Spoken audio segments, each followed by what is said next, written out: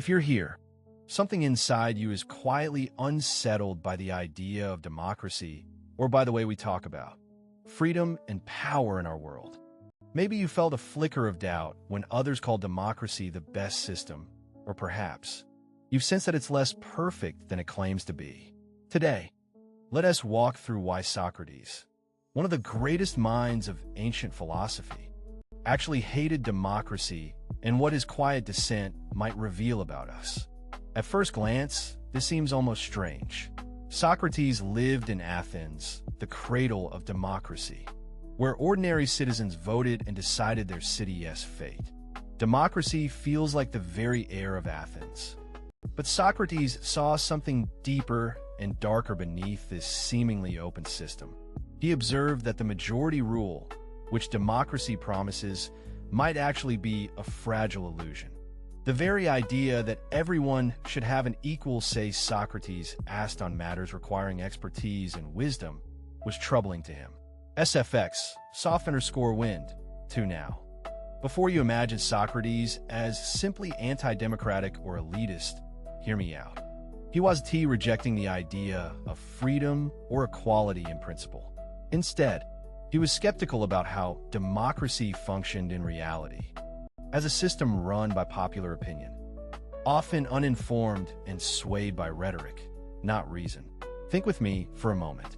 If you and I were handed the chance to decide about something complex, say, choosing a surgeon for a life-critical operation, would we be comfortable relying solely on majority votes or emotional sway?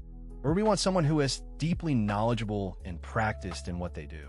Socrates pointed out that democracy tends to flatten expertise. It assumes the majority's voice is always right, even when it might be guided by passions, fears, or persuasive but shallow arguments.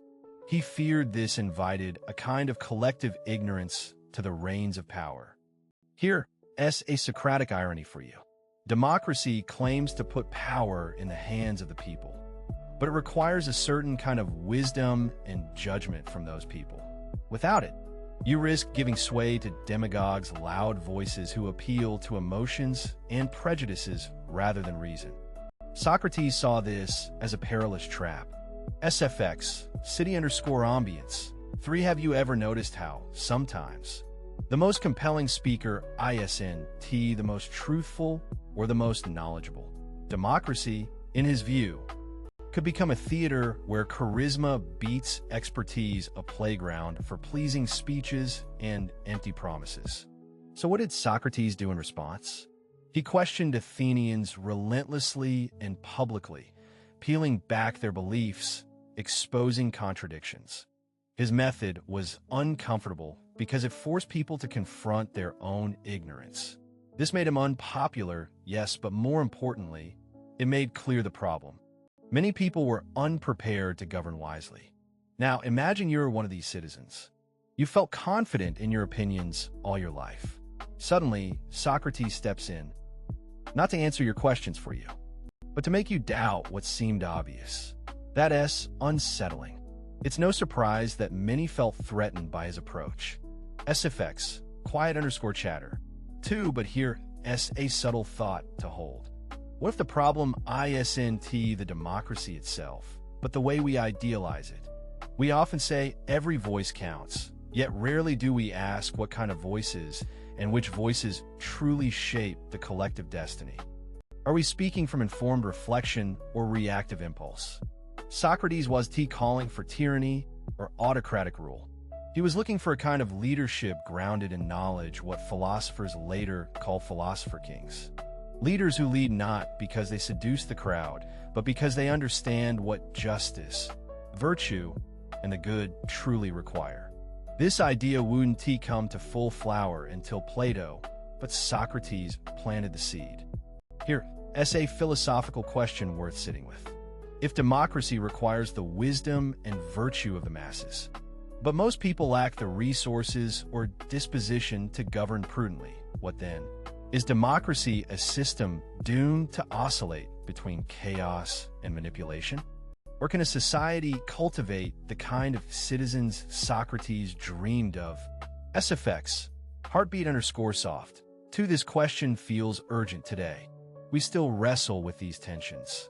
How much trust do we place in popular sentiment? How often do we mistake loud opinions for truth? Why do some voices, often the most knowledgeable or conscientious, fall silent in the cacophony of democratic debate? The irony is sharp. Democracy promises freedom through collective choice, yet without care. It can trap us in new forms of bondage, to misinformation, to polarization, to fleeting trends. Socrates wanted people not just to vote, but to think, to examine, to seek the truth beneath the surface of popular opinion. So, as you sit with this, consider, are you part of this unexamined crowd, swayed by echoes? Or are you willing to step into Socrates' uncomfortable space of questioning, to look beyond the surface and question not just who holds power, but how power itself is conceived and exercised? SFX, deep_breath_in. 3. I want to tell you what to do. I'll help you see what is already happening inside you, the stirrings of doubt, the hunger for clarity beneath confusion. Socrates hated democracy not from disdain for freedom, but from love of wisdom, and the knowing that freedom without understanding is fragile. What if the path forward is less about rejecting democracy wholesale, and more about transforming it by becoming the wiser, more reflective citizens Socrates quietly called for? What if our true power lies not in votes alone, but in the courage to think deeply and question freely? This one team makes sense until the moment you need it, and maybe that moment is now. SFX, wind_chimes_faint, for the challenge remains. How do we cultivate a democracy not of noise, but of insight? Not of popularity, but of truth? The questions linger, and maybe that's where true freedom begins, in the embrace of uncertainty, the love of questioning, and the slow work of inner transformation. So, when you feel the temptation to accept simple answers or rally behind the loudest voice, remember Socrates walking the streets of Athens, stirring minds, refusing to settle for easy certainty. His legacy invites you. Will you ask the hard questions? Will you listen for the deeper truths beneath the surface? Because freedom, in its richest form, grows not from the rule of the many alone, but from the wisdom of each one willing to know themselves deeply. And in that quiet knowing, maybe democracy, or what it could become, finds its true hope. Let us dive a little deeper into what Socrates feared most: the idea that the many could mistake opinion for knowledge. It's a subtle but profound difference. Opinion feels personal, emotional, often urgent.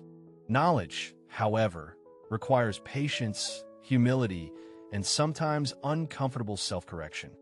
Imagine a crowd deciding not just what city to build, but what truth to live by. Socrates noticed that when left unchecked, crowds can be like waves, powerful but directionless, easily stirred by the slightest breeze of emotion or fear. The danger isn't in the crowd itself, but in the crowd's inability to discern what is just, what is beneficial, and what is true. SFX, ocean_waves_light. 3. Have you ever watched a mob or group suddenly change mood from hopeful to angry, optimistic to fearful in a matter of moments? Socrates saw democracy teeter on that edge, where the mood of the moment dictates decisions, rather than calm, thoughtful deliberation. This is not to say that expertise is always right, or that the few are always wiser. Socrates was fully aware of human fallibility, himself included. His famous claim to wisdom was modest. He knew that he knew nothing. It was the mass certainty without wisdom that concerned him. So, the question he posed silently to Athens: could a system be just if it trusts the many, while the many are often ignorant of their own ignorance? There is a certain irony here, one that still echoes loudly today. Democracy celebrates choice, yet that choice requires discernment. If discernment is lacking, how genuine is the freedom to choose? Is it freedom or just the illusion of freedom? A freedom guided more by manipulation and surface appearances than by deep understanding. SFX, gentle underscore reign.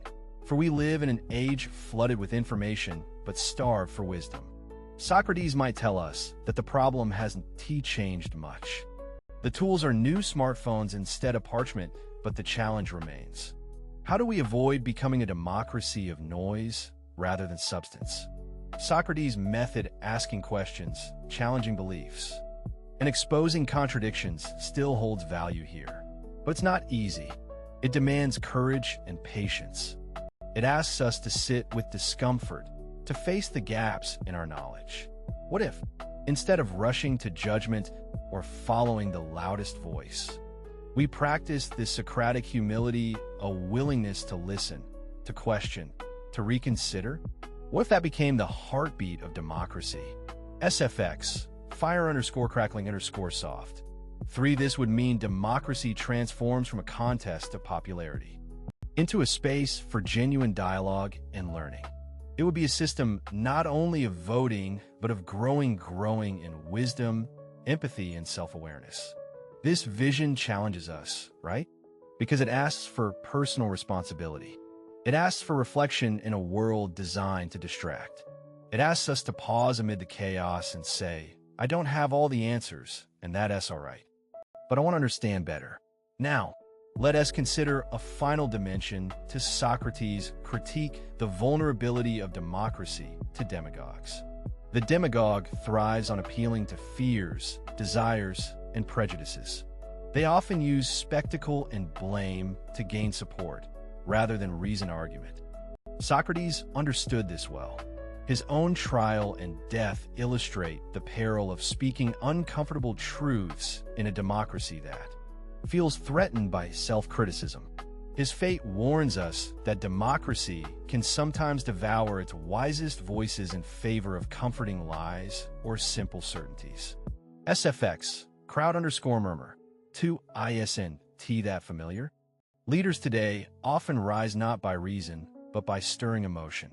Public discourse frequently feels less like dialogue and more like a storm of accusations. Socrates' ancient warning remains strikingly relevant. Beware a democracy that fears questioning for it is democracy losing its soul.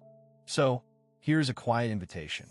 In a world where freedom is often confused with loudness and power with popularity, what if your role is to practice deep listening and thoughtful questioning, not as a rejection of democracy, but as its healing breath?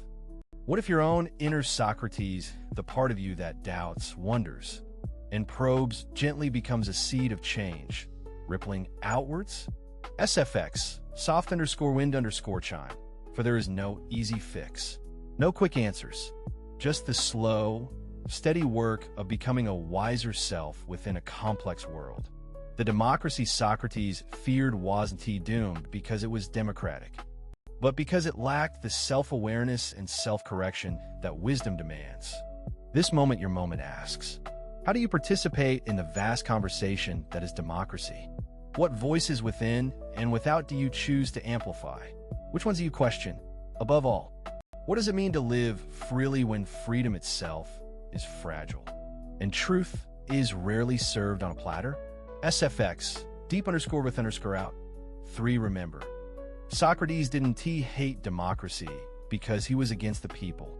He hated its weakness to nurture wisdom, its temptation to silence reflection, and its vulnerability to manipulation.